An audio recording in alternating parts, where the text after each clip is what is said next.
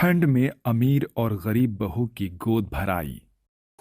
चलो अच्छा हुआ सुबह सुबह मंदिर हो आई, वरना सारा दिन तो ठंड में बिस्तर से निकलने का मन ही नहीं करता है। अरे ये क्या, ये तो आंचल बहू है, लेकिन ये इतनी ठंड में आंगन में बैठकर ऐसी हालत में बर्तन क्यों धो रही है? अरे आंचल बहू, ये तू क्या कर रही है? गर्भवती अवस्था में ऐसे बर्फीले मौसम में बाहर बैठकर ठंडे पानी से बर्तन धो रही है? मैं इस घर की बहू हूँ, अगर ये काम मैं नहीं करूँगी तो और कौन करेगा? आंचल बहू, मुझसे झूठ ना बोल, मैं तेरी सास की आदत को अच्छे से जानती हूँ। तुझ में और अपनी इस अमीर बहू में कितना फर्क करती है। तुम दोनों ही गर्भवती हो, लेकिन मजाल है कि वो अपनी अमीर बहू से कुछ काम करवा ले। भगवान तुझ पर दया करे, ये ले भगवान का प्रसाद। कोमल आंचल को प्रसाद देती है और उसके सर पर हाथ रखकर वहां से चली जाती है। जिसके बाद गर्भवती आंचल ठंड में कपकपाते हुए बर्तन धो रही होती है कि तभी वहां आंचल की अमीर जेठानी गर्भवती सुष्मिता आती है। अरे ओ महारानी, 2 घंटे हो गए तुझे बर्तन दिए हुए, अभी तक तेरे बर्तन नहीं धुले क्या? भाभी, बर्फीला मौसम है, ऐसे मौसम में इस ठंडे पानी में बर्तन कैसे धोऊं? आप तो मेरी हालत जानती है ना। तो तुझ महारानी को बर्तन धोने के लिए गर्म पानी ला कर दूं? चुपचाप से इस ठंडे पानी से बर्तन धो। भाभी, थोड़ा रहम कीजिए, मैं गर्भवती हूँ, मेरे हाथ पैरों में सूजन आ गई है। हमें तेरे होने वाले बच्चे से कोई भी मतलब नहीं है। तेरा बच्चा पैदा होते ही मर जाए, ये मरा हुआ पैदा हो, इससे हम लोगों को जरा भी फर्क नहीं पड़ता। इस घर का वारिस तो सिर्फ मेरा बच्चा होगा। आपको जो कहना है मुझे कह लीजिए, लेकिन मेरे बच्चे को तो कुछ मत कहिए। आंचल की बात सुनकर सुष्मिता को बहुत गुस्सा आता है, जिसके चलते वो आंचल को थप्पड़ मार देती है।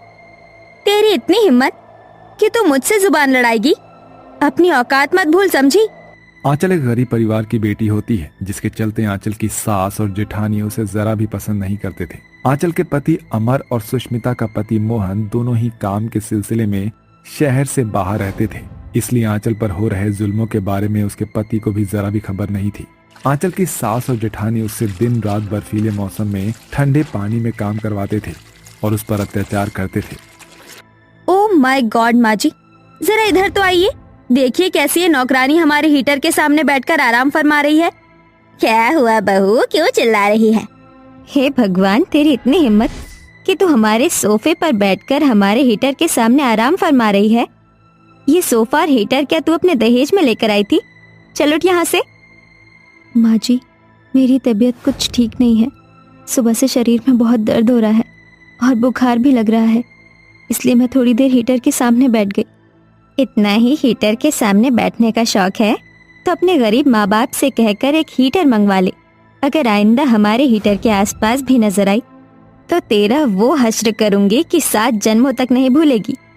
इतना कहकर रेवती आंचल के बाल पकड़ती है और उसे धक्का दे देती है। आंचल दिन रात ठंडे पानी में गर्भवती अवस्था में काम करती रहती है, वहीं सुष्मिता दिन रात हीटर के सामने बैठकर आराम करती है। आंचल के पास ना ही तो पहनने को गर्म कपड़े थे और ना ही खाने को अच्छा खाना। सुष्मिता बहू, ये देख, मैं तेरे लिए ये गोंद के लड्डू बनाकर ले आई हूँ और ये काजू बादाम का देसी घी का हलवा। चल इसे जल्दी से खा ले, इसे खाने से बच्चे की सेहत अच्छी होती है। माँ जी वो तो ठीक है, लेकिन आप ये मुझे किसके सामने दे रही हो? इस नौकरानी के सामने? कहीं इसकी नजर लग गई तो? लाइए, इसे मैं आराम से अपने कमरे में बैठकर खाऊंगी। सुष्मिता की बातें सुनकर आंचल की आंखों में आंसू आ जाते हैं। जहां रेवती अपनी अमीर बहू सुष्मिता के लिए लड्डू, हलवा, खीर और न जाने क्या क्या बनाती है और उसे अपने हाथों से खिलाती है, वहीं अपनी गरीब बहू आंचल से एक गिलास पानी भी नहीं पूछती। बेचारी आंचल रूखा सूखा खाकर ही अपना और अपने पेट में पल रहे बच्चे का गुजारा करती है। समय गुजरता है और दोनों ही बहुओं का 8वां महीना शुरू हो जाता है। सुष्मिता बहू, तू अभी तक तैयार नहीं हुई? आज तेरी गोद भराई की रस्म के लिए शॉपिंग पर जाना है और तू यहाँ खड़ी खड़ी मेरी शक्ल क्या देख रही है? जा, तू भी तैयार हो जा। जिसके बाद रेवती अपनी दोनों बहू के साथ एक बड़े से मॉल में जाती है। सुष्मिता, तुझे जो भी साड़ी पसंद आए मुझे बता दे, पैसे की जरा भी फिक्र मत करियो। मुझे तो ये रेड वाली साड़ी बहुत पसंद है माँ जी। ये साड़ी कितने की है? मैडम पूरे 60,000 रुपए की है। ठीक है, आप इसे पैक कर दीजिए। माँ जी, मुझे भी ये ग्रीन वाली साड़ी अच्छी लग रही है। तू कहीं की महारानी है जो मैं तुझे इतनी महंगी साड़ी दिलाऊंगी। वो देख सामने सड़क के किनारे जो साड़ी वाला है, उसी से ही तुझे साड़ी दिलाऊंगी, समझी? तेरी इतनी ही औकात है। रेवती की बातें सुनकर आंचल की आंखों में आंसू आ जाते हैं। रेवती अपनी अमीर बहू को तो इतनी महंगी महंगी साड़ियां दिलवाती है, लेकिन वहीं गरीब बहू को सिर्फ 150 रुपए की रोड से एक साड़ी दिलवाती है। समय गुजरता है और गोद भराई का दिन आ जाता है। आज मेरी बहू की गोद भराई की रस्म है। आप दोनों मेकअप आर्टिस्ट उसे बहुत अच्छे से तैयार कीजिएगा। मैडम, आप फिक्र मत करिए, हम आपकी बहू को अप्सरा बना देंगे। जहां एक तरफ सुष्मिता को मेकअप आर्टिस्ट तैयार करती है, आंचल बेचारी खुद तैयार होती है। थोड़ी देर में गोद भराई की रस्म शुरू हो जाती है। अरे ये ले सुष्मिता बहू, मैं तेरे लिए ये सोने की चेन और तेरे बच्चे के लिए सोने के कंगन लेकर आई हूँ, और मैं अपनी बहू के लिए ये 9 लाख का हार लेकर आई हूँ, और साथ ही साथ ये डायमंड का 10 लाख का नेकलेस। मैं अपनी बहू को जितना दूं उतना ही कम है। सुष्मिता बहू, ये देख, मैंने अपने हाथों से मेरे होने वाले पोता पोती के लिए ये कपड़े बनाए हैं। सभी लोग सुष्मिता को महंगे महंगे तोहफे, जेवरात और उसके बच्चे के लिए अच्छी अच्छी चीजें दे रहे थे। वहीं बेचारी आंचल अपनी खाली गोद लिए बैठी होती है। ये ले, ये शगुन का नारियल और ये चावल। मेरा तो तुझे ये भी देने का मन नहीं था। आपने मुझे ये नारियल शगुन के तौर पर दिया है, यही मेरे लिए काफी है। मुझे बस आपका आशीर्वाद चाहिए, ना कि ये महंगे तोहफे।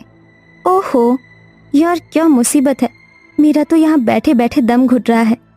इतना कहकर सुष्मिता फौरन उठ जाती है और उसकी गोद में रखा हुआ सारा गोद भराई का सामान नीचे गिर जाता है, जिसे देखकर रेवती कहती है, सुष्मिता बहू, ये क्या किया तूने? सारा शगुन का सामान नीचे गिरा दिया। तू जानती भी है कितना बड़ा शगुन किया है तूने। माँ जी, मुझ पर चिल्लाने की कोई जरूरत नहीं है। मैं आपकी ये गरीब बहू नहीं हूँ जो आपके सारे अत्याचार सहूंगी, समझिए आप? और मुझसे नहीं होती ये सब फालतू की रस्म। मैं जा रही हूँ। भाभी, ये क्या तमीज है माँ जी से बात करने की? अच्छा, तो तू अब 2 टके की मुझे तमीज सिखाएगी? रुक, तुझे अभी बताती हूँ। इतना कहकर सुष्मिता आंचल को थप्पड़ मार देती है, जिससे आंचल नीचे गिरने वाली होती है कि तभी रेवती उसे पकड़ लेती है। सुष्मिता बहू, क्या बदतमीजी है ये? अगर आंचल बहू गिर जाती तो क्या इसका बच्चा मर जाता? सुष्मिता की बातें सुनकर रेवती को बहुत गुस्सा आता है और वो सुष्मिता को थप्पड़ मारने ही वाली होती है कि तभी अचानक से सुष्मिता के पेट में दर्द शुरू हो जाता है। हे भगवान रेवती, तेरी बहू को तो लेवर पेन शुरू हो गया है, लेकिन इसे अस्पताल कैसे लेकर जाए? बाहर तो भारी बर्फबारी हो रही है, सारे रोड भी बंद है। माँ जी, मैं सुष्मिता की डिलीवरी कर सकती हूँ। गांव में मैंने दाई के साथ मिलकर कई औरतों की डिलीवरी करवाई थी।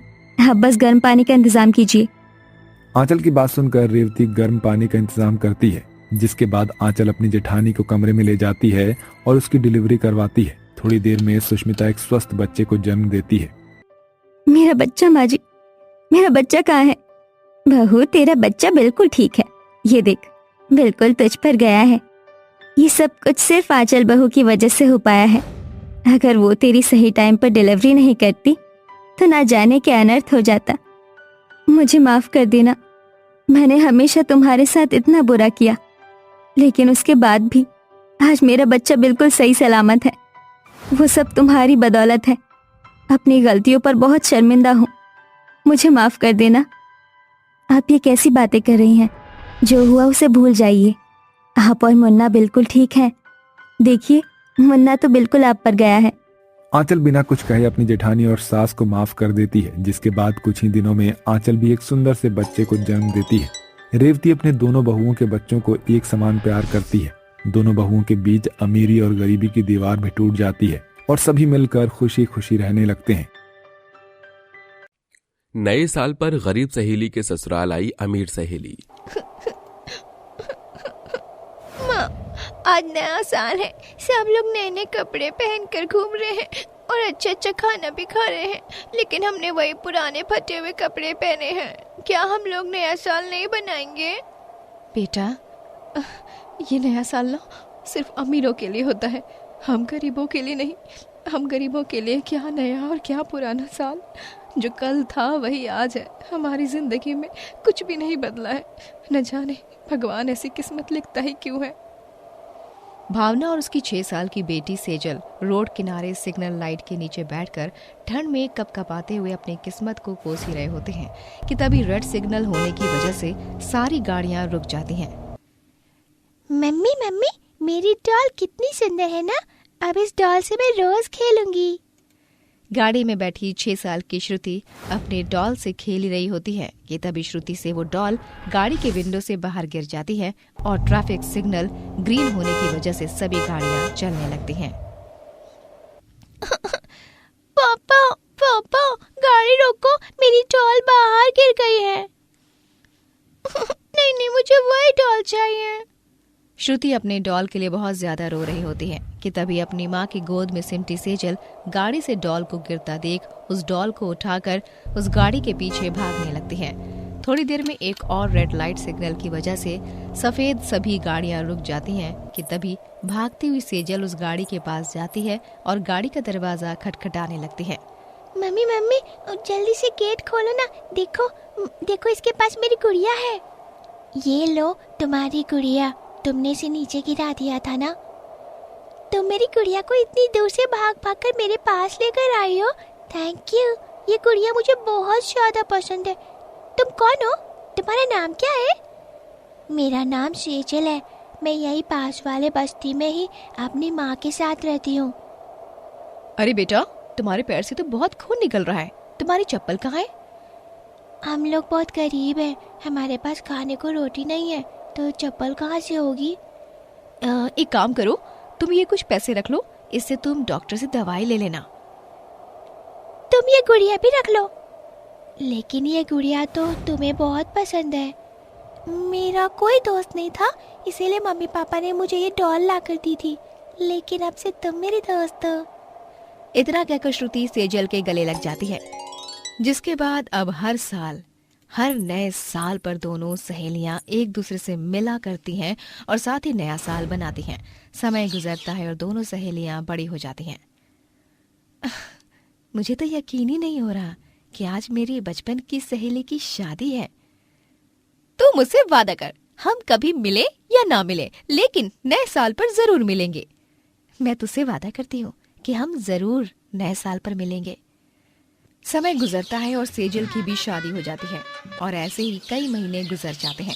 जहां अपने अमीर ससुराल में श्रुति सारे ऐशो आराम के साथ अपनी शादीशुदा जिंदगी जी रही होती है, वहीं सेजल की शादीशुदा जिंदगी में काफी सारी कठिनाइयां होती हैं और गरीबी के साथ अपनी जीवन वो जी रही होती है। लगता है ये खांसी मेरी जान लेकर ही छोड़ेगी।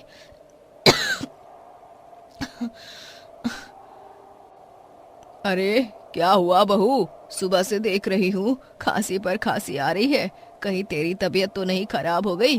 हे भगवान, तेरा शरीर तो तप रहा है। एक काम कर, तू जल्दी से कंबल ओढ़ कर बैठ जा, मैं तेरे लिए चाय बना कर लाती हूँ। माँ जी, उस फटी हुई कंबल को ओढ़ने का क्या ही फायदा है, उसे ओढ़ना ना ओढ़ना एक बराबर है।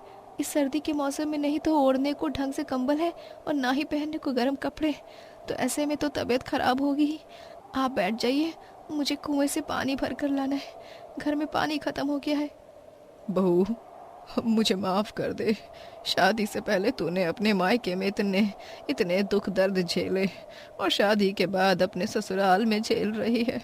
मुझे लगता था कि मेरे बेटे ने इतनी पढ़ाई की है तो कहीं ना कहीं उसकी अच्छी नौकरी तो लग जाएगी और हमारी हालत ठीक हो जाएगी, लेकिन ऐसा नहीं हुआ। अगर मुझे पता होता ऐसा कुछ होने वाला है तो मैं कभी भी तुझे इस घर की बहू बनाकर तेरी जिंदगी खराब नहीं करती। माँ जी, ये आप क्या कह रही हैं? आप जैसी सास तो मुझे 7 जन्म में भी नहीं मिल सकती थी। ये तो किस्मत का खेल है, जो जिसकी किस्मत में लिखा होता है ना, वही होता है। सेजल की बात सुन सेजल की सास पल्लवी की आंखों में आंसू आ जाते हैं। सेजल मटका उठाती है और बाहर कुएं से पानी भरकर घर लौट रही होती है। चारों तरफ ओस ही ओस होती है और ठंडी ठंडी हवाएं चल रही होती हैं। शरीर पर गर्म कपड़ा ना होने की वजह से सेजल कपकपा रही होती है, लेकिन सेजल को पता होता है कि उसे अभी तो ये सब कई महीने और झेलना है। समय गुजरता है, जिसके साथ साथ ठंड भी बढ़ती रहती है। आज तो नाश्ते में कुछ भी नहीं है, अब मैं इन लोगों को क्या दूं? रात में भी लोगों ने आधी आधी रोटी खाकर ही गुजारा किया। क्या हुआ भाभी, अकेले में खुद से क्या बातें कर रही हो? आरती, अब नाश्ते के लिए कुछ भी नहीं है। अब तुम सब लोग क्या खाओगे? ठंड के मौसम में तो वैसे भी भूख नहीं लगती है। आप सब के लिए लाल चाय बना दीजिए, हम सब वही पी लेंगे। पूरे परिवार को कई कई दिन तक ठंड के मौसम में भूखा रहकर और सिर्फ लाल चाय पीकर ही अपना गुजारा करना पड़ता था। माँ जी, आरती का शरीर तो ठंड से कपकपा रहा है। ये फटी हुई कंबल भी इसकी ठंड को नहीं रोक पा रही है। माँ, लगता है मेरे जाने का समय आ गया है। ये नया साल मैं आप लोगों के साथ नहीं बना पाऊंगी। आरती, ऐसा मत कहो। तुम्हारी भाभी तुम्हें कुछ नहीं होने देंगी, चाहे तुम्हारी भाभी को कुछ भी करना पड़े। सेजल कई जगह पर काम की तलाश करती है, लेकिन उसे कहीं पर भी काम नहीं मिलता है, जिसके चलते सेजल थक हार कर मजबूरन अपने पुराने दिनों को याद करते हुए ट्रैफिक सिग्नल लाइट्स पर बैठकर भीख मांगने लगती है। भगवान के लिए मेरी मदद कर दो, मुझे मेरी ननद का इलाज करवाना है। सेजल सड़क पर भीख मांगी रही होती है कि फिर से एक बार दोबारा रेड लाइट होती है और सभी गाड़ियां रुक जाती हैं। सेजल के सामने बहुत बड़ी गाड़ी आकर रुकती है, जिसके अंदर कोई और नहीं बल्कि सेजल की सहेली श्रुति और उसका पति देवेश होता है। तुमने इस बार नए साल के लिए कुछ ज्यादा ही शॉपिंग नहीं कर ली? ये मेरे अकेले के लिए थोड़ी ना है, मैंने अपने साथ साथ अपनी सहेली सेजल और उसके ससुराल वालों के लिए भी शॉपिंग की है। हमने एक दूसरे से वादा किया था कि शादी के बाद भी हम लोग नया साल एक साथ ही बनाएंगे, और 2 दिन बाद नया साल है। मैं नए साल पर उसके ससुराल जाऊंगी, देखना मुझे देखकर कितनी खुश हो जाएगी। सेजल इतना बोल ही रही होती है कि तभी अचानक श्रुति की नजर सेजल पर पड़ती है, जो सड़क किनारे ठंड में कपकपाते हुए भीख मांग रही होती है। सेजल को देख श्रुति को यकीन ही नहीं होता है कि उसकी सहेली की क्या हालत हो गई है, कि तभी ग्रीन लाइट होने की वजह से सारी गाड़ियां चलने लगती हैं, जिसके चलते श्रुति सेजल से चाहते हुए भी नहीं मिल पाती। ऐसे ही 2 दिन गुजरते हैं और नया साल आ जाता है। सभी लोग नए साल पर उदास बैठे ही होते हैं कि तभी उनके दरवाजे पर खटखट होती है। सेजल जैसे ही दरवाजा खोलती है, श्रुति, लगता है तू भूल गई है कि हमने वादा किया था कि हम हर साल इस न्यू ईयर के वक्त पर मिलेंगे। श्रुति जैसे ही सेजल के ससुराल के अंदर आती है तो सेजल के घर की हालत देख सब समझ जाती है। ये सब क्या है सेजल? कुछ नहीं, सब ठीक तो है। ठीक है, तो तू 2 दिन पहले ट्रैफिक सिग्नल पर भीख क्यों मांग रही थी? श्रुति की बात सुन सेजल हैरान हो जाती है और ना चाहते हुए भी श्रुति को सब कुछ बता देती है। तेरे साथ इतना सब कुछ हो गया और तूने एक बार भी मुझे बताना जरूरी नहीं समझा? क्या यही दोस्ती रह गई थी हमारी? श्रुति, ऐसा नहीं है, मैं तुझे परेशान नहीं करना चाहती थी। मैं तुझसे कभी परेशान हो सकती हूँ क्या? अब तुझे फिक्र करने की कोई जरूरत नहीं है।